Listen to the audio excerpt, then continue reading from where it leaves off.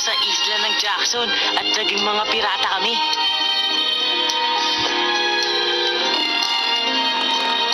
Hak, gising na! Ben! Gising na! Ben! Tay, patulungin niyo pa ako. Ben, ano bang sinasabi mo? Di ba mga pirata na tayo?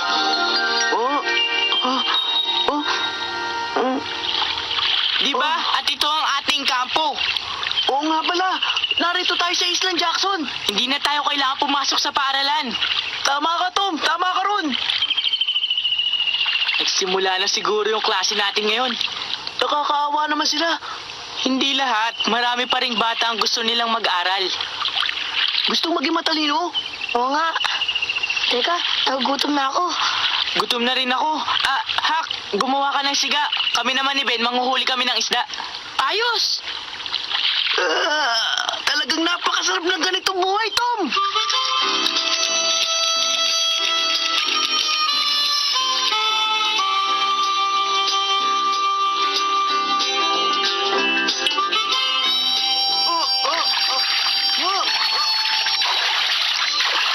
Ang laki isda nito. Baka makawala. Tulungan mo ko, Tom. Ay! Baka mabuti. Akin na nga, di ka pa sanay. Ang laki nga nito, Ben. Ben! Ha? Oo nga, ang laki nga talaga ng isda. Ang sarap! Ang sarap ng amoy! Hindi pa ba natin niya kakainin? Kailangan mo na maluto maigi yan, Tom. Kainin na natin yung tapang baboy. Sige na! Huwag muna, ititira pa natin yan para sa ibang araw. Ano ka ba naman dyan, Ben? Gaano katagal ba tayo dito? Ben, Bakit? ngayon ko lang nalaman, ganyan ka pala kaduwag. Ako duwag? Hindi ah! Kasi parang ngayon pa lang gusto mo nang umuwi. Gusto mo na bang bumalik sa tatay mo? Hindi ko naman sinabing gusto ko nang umuwi ah! Baka ikaw gusto mo na! Talaga? Oo talaga!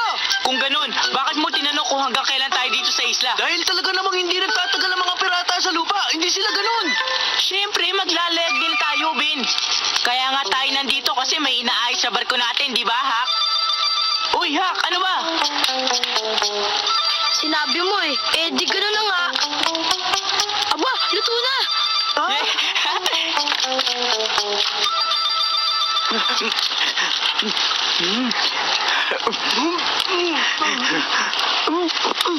Sarap.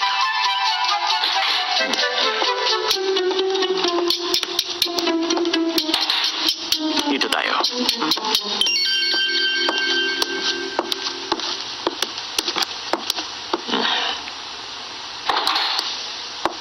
Tuloy kayo.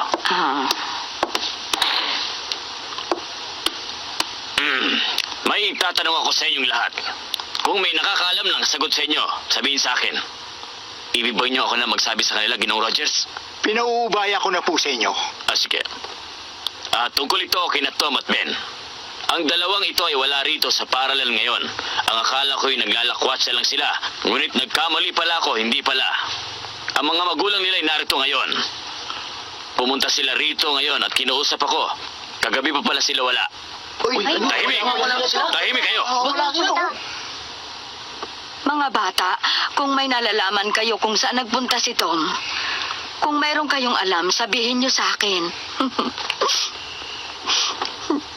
Kung meron din kayong alam kung nasaan si Ben, pakisabi lang sa akin.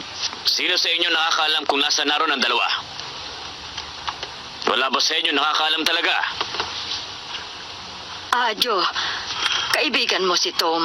Wala ka bang nalalaman kung saan sila talaga nagpunta? Ikaw, Joe, may alam ka ba? Wala po. Nasa lubong ko po kahapon si Ben. Nasa lubong mo si Ben. Ano ang sinabi sa'yo ni Ben? Tinanong niya po ako kung gusto ko raw po maging isang pirata. Isang pirata? Ang sabi ko po, mas gusto ko maging sikat na mga harang sa lupa. Sabi po niya, sayang. Joe, anong ibig sabihin ng pirata? Ang ibig mong sabihin ng pirata ay pirata. Ano nga ang ibig sabihin ng salitang pirata, Joe? Yung pong nangaharang ng barko sa dagat, kumukuha ng laman ng barko. Alam ko yan, Joe. Ang tinatanong ko ay anong ibig niyang sabihin magiging pirata siya? Sabihin mo sa akin. Naging pirata na po siya ngayon. Ay, naku, Joe, ginagalit mo ko. Mamaya na kita parurusahan dahil ginagawa mo kung walang alam. Sandali po lamang, Ginoong Dobbins. Maaari kayang niyaya ni Ben si Joe na maglaro sila ng pirata at sila'y lumayo. Maglalaro ng pirata? Naalala ko nga pala, Ginoong Dobbins, ang sabi ni Sid, si Tom daw ay naghahanap ng kayamanan ng mga pirata. Kung ganon, ang ibig niyong sabihin ay umalis sina Ben at Tom kagabi upang maglaro sila ng piratahan? Saan naman kaya sila nagpunta upang maglaro?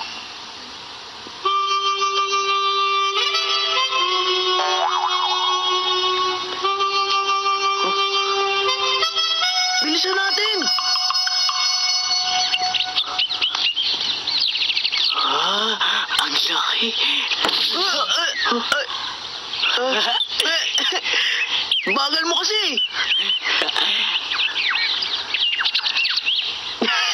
Bilis! Ha? Tingin! May ahas!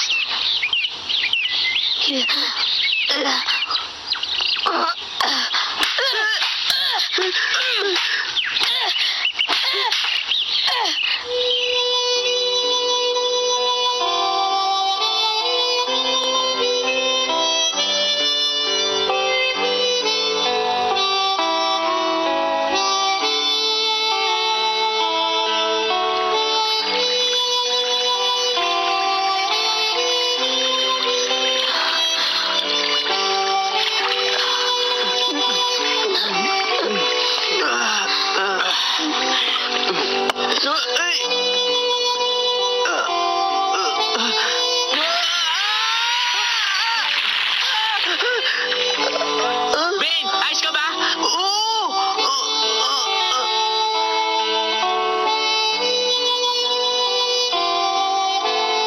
Tignan nyo, may barkong paalis sa St. Petersburg.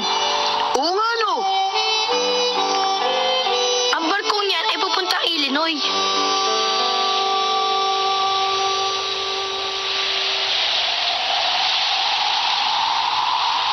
Ben, dito na lang tayo magbantay. Oo, mas madali nating makikita dito ang mga darating na kaaway. Hoy, tumingin kayo!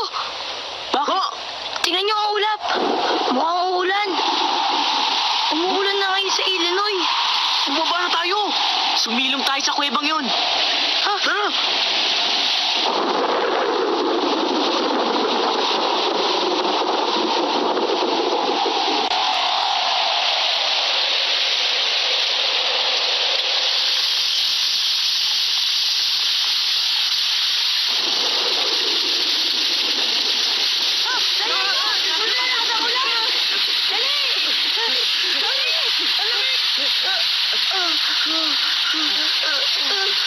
Ang lakas ng ulan, sobra.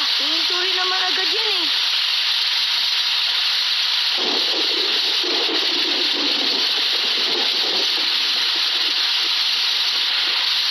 Ang ganda naman itong maliit na kuwebang to, di ba? Dito ba tayo matutulog? Tama, total basa pa hanggang mamaya ang lupa sa labas eh. Di ba? Ako, kahit saan, pwede matulog.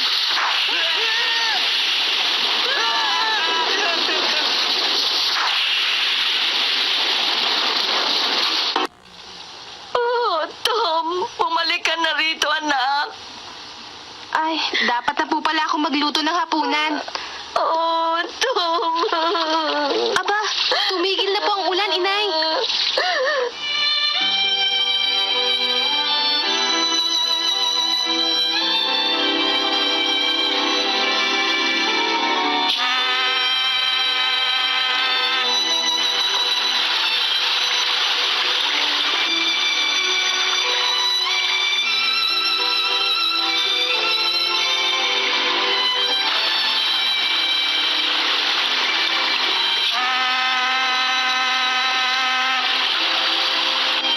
Alam nyo ba, gusto kong maging piloto ng steamship. Ako man! Nakakatawa naman kayo. Ang pirata ay magiging piloto ng steamship. Pwede ba yun? Kung magiging piloto ako, titigil na lang ako sa pagiging pirata. Ako rin! Pero Ben, mga pirata tayo ngayon. Yan ang wag na wag mong kakalimutan. Oo, Narito tayo sa isla dahil inaayos natin ang sira ng ating barko. Ay, naku! Bakit ano yun? Tignan nyo! Ang balsa natin! Tinangay! Ah, Oo nga, no. lumaki kasi ang tubig buhat kanina eh. Anong gagawin natin ngayon, Tom? Wala na tayong magagawa. Paano tayo aalis dito? Huwag ka mag-alala, may maiisip tayong paraan. Ano naman yung naiisip mo? Ben, ako nang bahala. Ikaw ang bahala? Oo, basta huwag ka na maingay. Ben, alam mo ba, si Tom ang amo natin. Siya ang nakakaalam sa atin. Siya na bahala. Di ba, Tom? Tama yun. Oh, buhatin na natin itong mga pagkain doon sa kuweba. Sige. Ang bigat.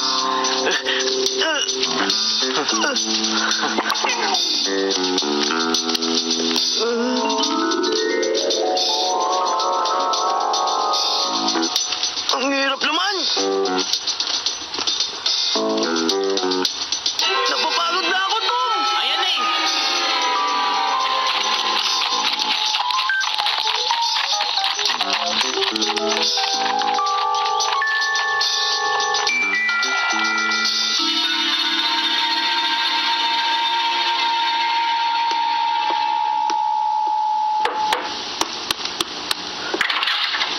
Kayo pala, Hepe. Sandali lang po. Inay?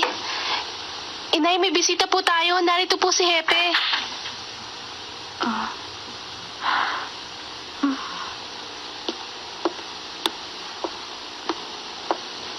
Masamang balita ba, Hepe? Ginang Polly, kanina po ay may natanggap kaming balita na may nawawala daw pong balsa sa may itaas ng ilog.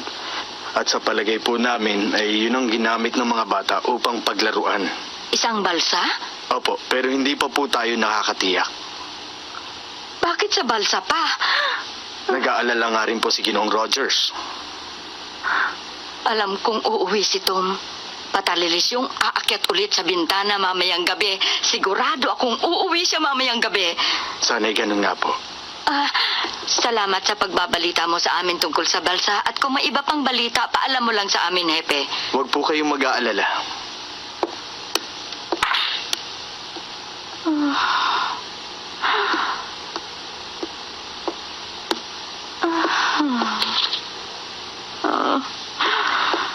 Inay, huwag na po kayong mag-alala. Sigurado po akong uuwi si Tom mamayang gabi. Makikita nyo. Sana nga, Mary. Sigurado po yun.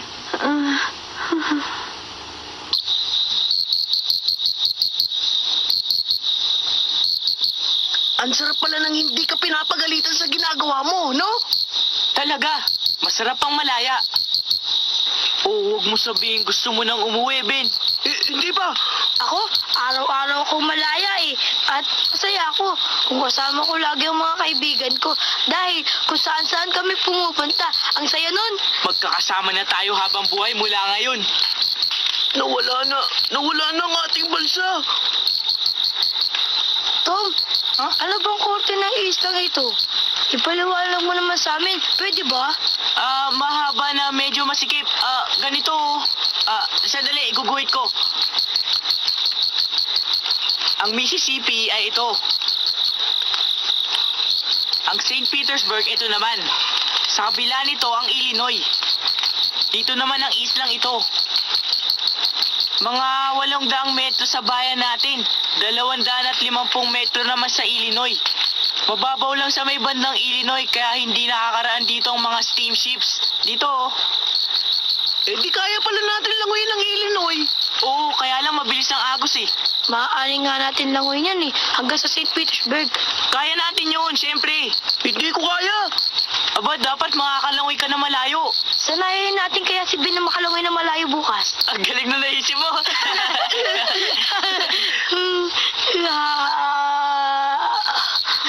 Inaantok na ako. Matutulog muna ako ah.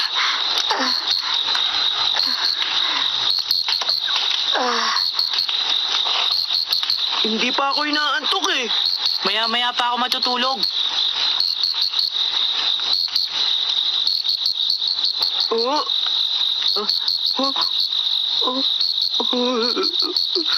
Natatakot ka ba, Ben? Hindi. Giniginaw lang ako, Tom. Giniginaw. May siga tayo eh. Oo nga pala, no?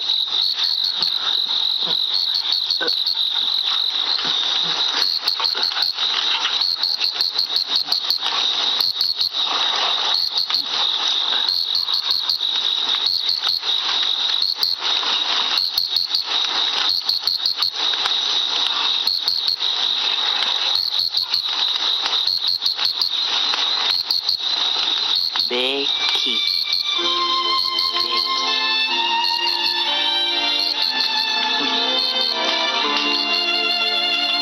Ha? Ano yan sinusulat mo? Ha? Becky? Yan ba si Becky Thatcher? Hindi. Bakit ka naman susulat yung pangalan?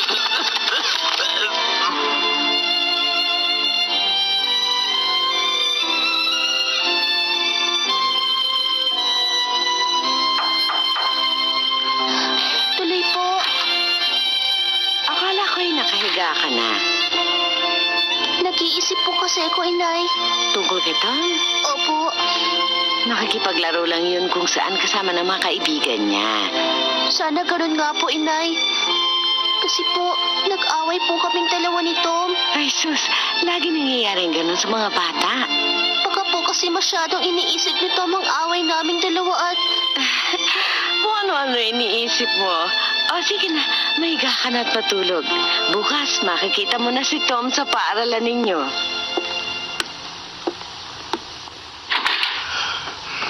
Ha? Babalik ako.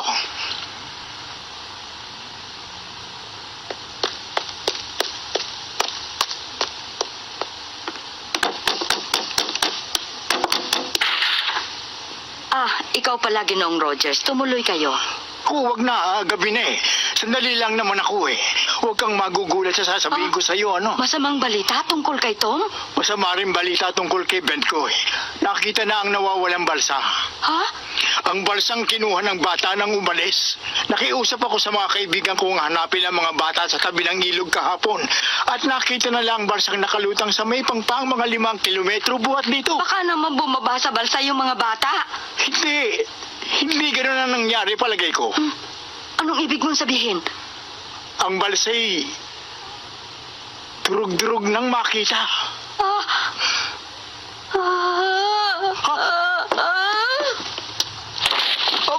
Hindi lang, Polly. Magpakahinahon kayo.